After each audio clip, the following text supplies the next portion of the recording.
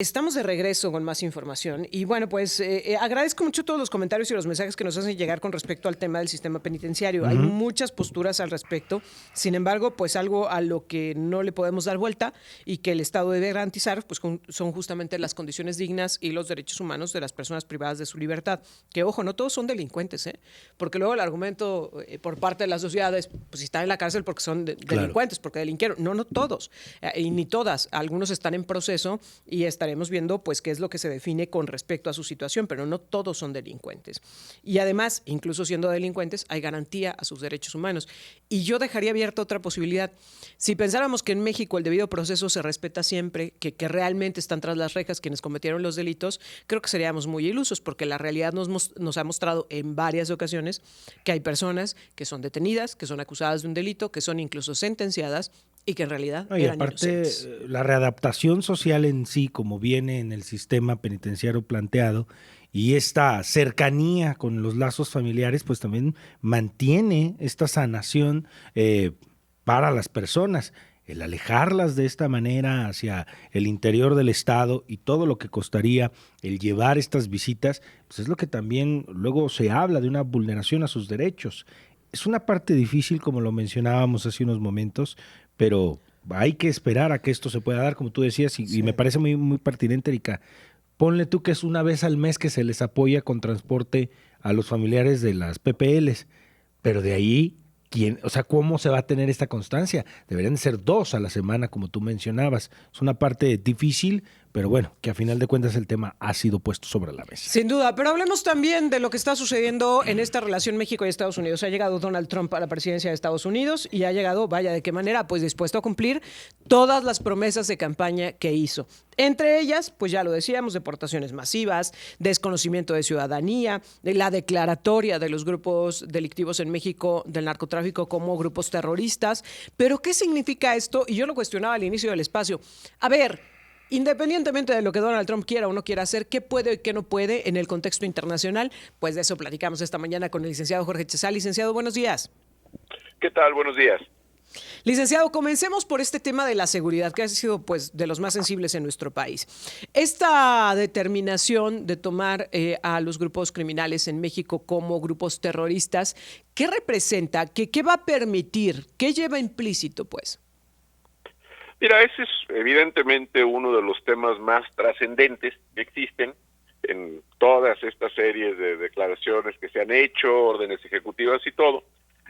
Incluso yo me atrevería a pensar que un poco más que el de migración, porque esta declaratoria tiene una serie de impactos.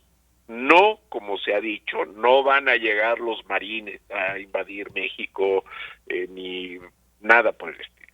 Simplemente lo que sucede es que esta ley en contra del terrorismo lo que hace es que establece mecanismos de operación de las autoridades gubernamentales norteamericanas frente a particulares y frente a países, en donde quienes favorezcan el terrorismo, quienes apoyen al terrorismo, quienes de alguna manera creen condiciones en las cuales los grupos terroristas pueden operar, pueden recibir sanciones. Y estas sanciones, francamente, me parece que ni siquiera se han llegado a dimensionar al extremo que pudiera ser. Y voy a poner un ejemplo muy sencillo.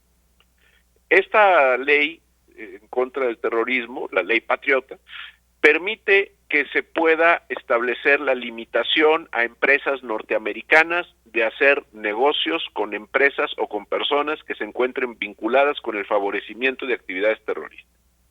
Y entonces tenemos que, por ejemplo, el aguacate michoacano se vende mucho en los Estados Unidos. Pero resulta que en Michoacán, la familia michoacana, el cártel Jalisco, etcétera, agrupaciones declaradas como terroristas, cobran derecho de piso. Sí.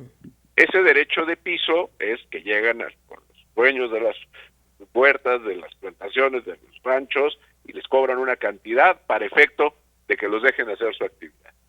Si estas personas actuaran conforme a la ley, me refiero a los dueños, en estricto apego a la ley, pues tendrían que denunciar, pero evidentemente sabemos que si denuncian, pues probablemente sea el último acto que hagan sobre la tierra. Pero el hecho de que paguen a la organización criminal ese derecho de piso, los convierte en favorecedores del terrorismo. y por lo tanto en Estados Unidos se les puede limitar a las empresas que les compran el aguacate para que no se los compren. Uy, esta parte, es decir, el efecto sí, podría ser no solo esto que pensamos, y ya lo aclarabas, no van a llegar y no van a invadir, pero sí nos pueden perjudicar. Ahora, yo me quiero ir de justo a acción. esta parte, porque ha sido una de las que me ha generado un mayor interés y una mayor duda. ¿A qué se refieren con estas colaboraciones? Porque, a ver, tú lo ponías en los términos de, pues si les pagaste el derecho de piso, ya colaboraste. Pero, ¿qué pasa entonces con las autoridades? ¿A las autoridades también se les va a considerar como coadyuvantes con los grupos terroristas? Por supuesto que sí. Es decir, también se tiene la posibilidad de establecer limitaciones de todo tipo. Por eso te decía que ni siquiera hemos dimensionado el alcance que esto puede tener.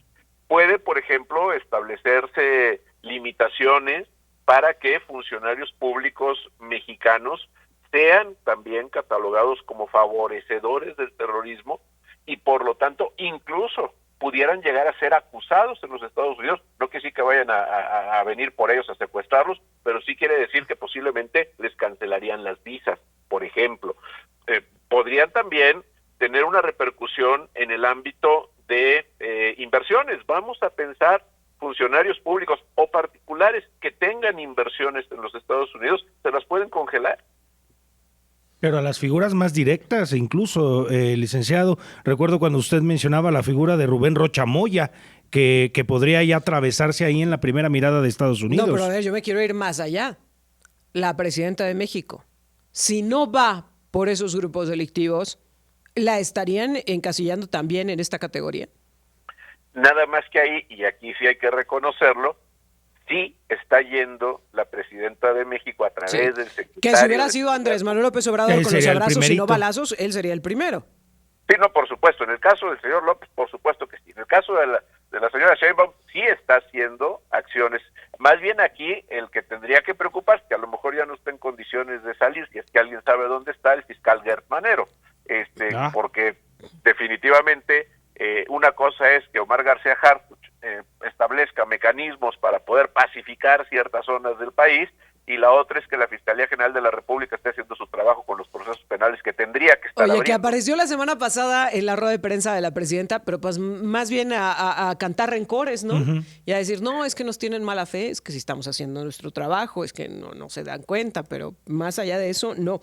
Ahora, no solo está el tema del declarar a los grupos criminales como terroristas, licenciado, también están estas deportaciones masivas, que algunos fiscales, por ejemplo, el estado de California decía, es que ya las medidas antimigrantes de Donald Trump están rayando en lo ilegal y lo vamos a llevar a la corte. Por ejemplo, este desconocimiento de la ciudadanía a través del nacimiento. Es decir, niños que nacen en Estados Unidos o que nacieron en Estados Unidos y que sus madres estaban en una condición irregular o que tenían visa de turista en el tiempo que dieron a luz en el vecino país del norte, Donald Trump dice, ya no solo no se los vamos a dar, sino les vamos a desconocer esa ciudadanía. ¿Se puede o realmente los fiscales tienen argumentos para contrarrestarlo? Y también en temas de derecho internacional, ¿se valen estas medidas que está impulsando Donald Trump? Te lo plantearía de la siguiente manera. Personas que llegaron a los Estados Unidos, que ingresaron de manera ilegal, e ingresar de manera ilegal, ojo, también puede ser con visa. ¿Sí? Porque si yo tengo una visa de turista no puedo trabajar. Entonces, en el momento que yo ingresara con una visa de turista y trabajara en los Estados Unidos, entonces estoy con una estancia ilegal en el país, llegan y pasan a los Estados Unidos. En función de que recibieron la ayuda de un grupo delictivo declarado como terrorista, son favorecedores del terrorismo. Es decir, puede ir una cosa con la otra. Ahora, ¿puede plantearse el caso a la Corte? Sí, se puede plantear a la Corte, y yo creo que las Cortes locales, de los estados, las Cortes federales en ciertos circuitos, van a favorecer estas peticiones por razones humanitarias.